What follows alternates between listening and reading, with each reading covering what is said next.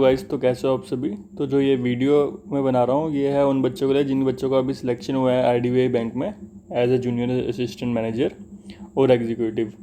तो उन बच्चों को मैं ये बोलना चाहूँगा कि जब भी जैसे ही आपका सिलेक्शन होगा, मतलब ज्वाइनिंग होगी बैंक में, तो आपको किन किन चीज़ों का ध्यान रखना है।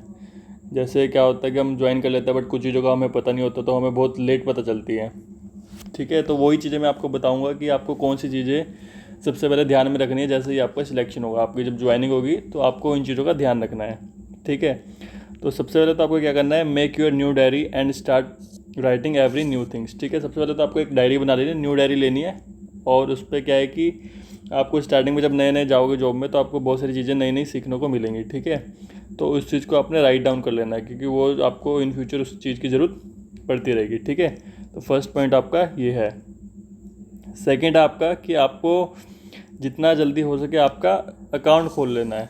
ठीक है, आपका सेविंग अकाउंट खोलना है या सैलरी अकाउंट भी खोल सकते हो। दो टाइप के ऑप्शन, आपका सेविंग अकाउंट खोल लेना। सेविंग अकाउंट तो आपका डायरेक्टली लगते ही खुल जाएगा।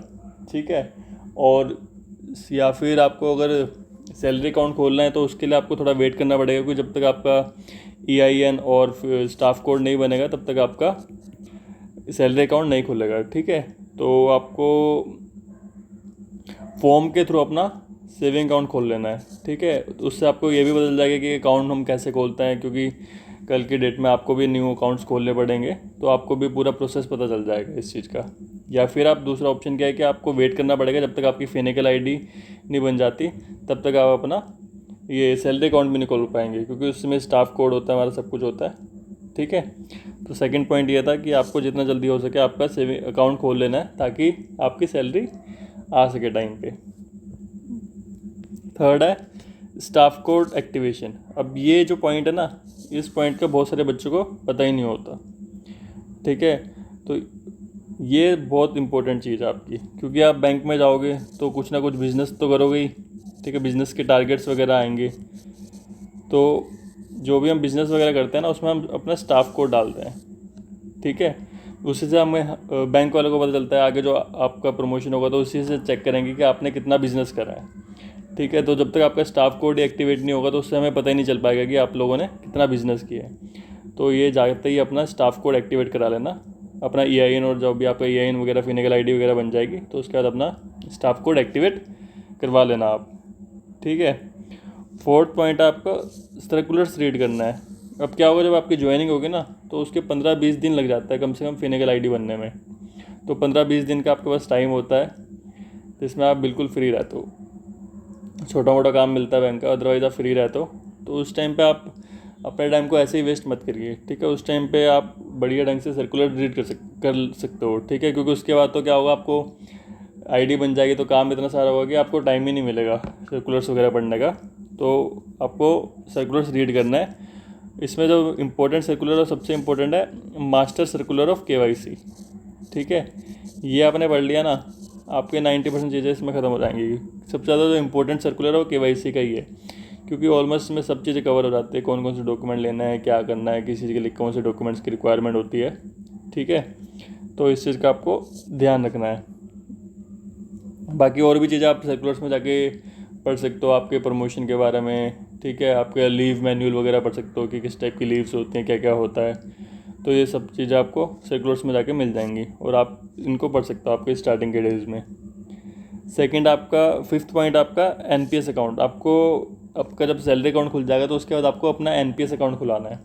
ठीक है, और NPS अकाउंट खुलवाने के बाद, अब मैंने क्या किया था, मैंने अपना NPS अकाउंट तो खुलवा लिया था, तो मुझे लगा कि मेरा NPS अकाउंट खुल गया है। बट NPS अकाउंट खुलने के बाद आपको एक चीज़ और करनी पड़ती है। आपको क्या करना पड़ता है, जो आपका NPS अकाउंट है वो आपके सैलरी अकाउंट से भी लिंक करवाना पड़ेगा, जो कि मुझे नहीं पता था और बहुत सारे बच्चों को नहीं पता होती। तो इस चीज़ का भी ध्यान रखना कि जब आपका NPS अकाउंट खुल जाएगा तो इसको आपको अपने सैलरी अकाउंट के साथ भी लिंक करवाना है। इस चीज़ का आपको ध्यान रखना पड़ेगा। सिक्स्थ पॉइंट आपका start taking knowledge of LIC product. ठीक है, तो IDBI में आए हो, तो IDBI में सबसे इम्पोर्टेंट चीज़ क्या है, LIC के प्रोडक्ट बेचना। ये चीज़ तो आपको आनी ही आनी चाहिए, क्योंकि कभी ना कभी आपको इस चीज़ का प्रेशर आएगा ही आएगा तो इसलिए सबसे अच्छी बात यही है कि आप स्टार्टिंग में ही LIC के प्रोडक्ट सीख लो। ज़्यादा डिफ़िकल्ट नहीं है, 4 से 5 प्रोडक्ट हैं, तो आपको उन प्रोडक्ट के बारे में नॉलेज होनी चाहिए, ठीक है। और ये स्टार्टिंग से ही आप प्रैक्टिस करोगे तब जाके आप आगे चल के प्रोडक्ट बेच पाओगे। ये बहुत मस्ट इम्पोर्टेंट है, ठीक है। कि वैसे वहाँ पे आप बैंक में जाओगे तो कोई ना कोई LIC के एजेंट वगैरह आते रहेंगे, तो आप उनसे भी जाके पूछ सकते हो, वो आपको बता देंगे कि क्या होता है, कोई किस किस टाइप के प्रोडक्ट होते हैं, उसमें क्या क्या फीचर्स हैं, ठीक है। इसके ऐप वगैरह भी होते हैं, वहाँ से भी आप चेक कर सकते हो। तो ये बहुत इंपॉर्टेंट है 6 पॉइंट भी, क्योंकि अगर आप LIC करते रहोगे तो कोई कुछ नहीं बोलेगा आपको, बट LIC नहीं होगी तो थोड़ा ध्यान रखना पड़ेगा इस चीज़ का आपको।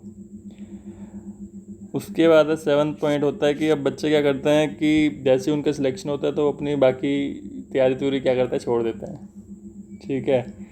तो ये चीज़ आपको नहीं करनी है। आपके सिलेक्शन के बाद भी आपको अपनी जो स्टडीज़ है वो कंटिन्यू रखनी है, ताकि आप और भी इससे अच्छी जगह पे जा पाएँ, ठीक है। इस चीज़ का ध्यान रखना, अपनी स्टडी को मत बीच में छोड़ना, क्योंकि बीच में छूट जाती है फिर दोबारा कंटिन्यू करना क्या होता है, बड़ा डिफ़िकल्ट रहता है। तो साथ साथ चलते रहने देना स्टडीज़ को, ताकि आपको दिक्कत ना हो बाद में। फ़िलहाल तो इतना ही है इस वीडियो में, बाकी और भी कोई अपडेट आएगी तो मैं आपके साथ शेयर करूँगा।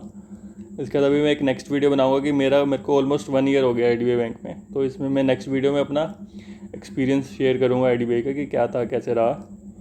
फ़िलहाल इतना ही इस वीडियो में। Bye bye, thank you so much.